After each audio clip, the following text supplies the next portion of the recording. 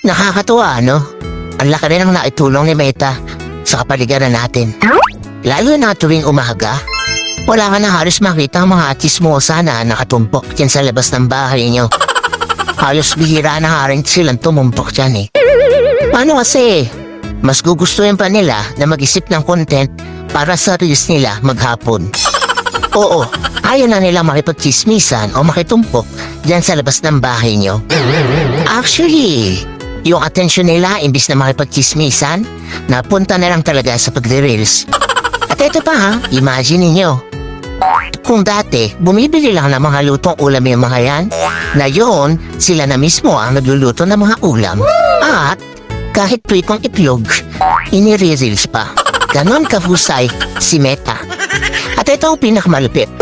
Kung yung dati yung asawa mo tinatalahan ka sa tuwing uuwi ka, ngayon, hindi mo na makausap.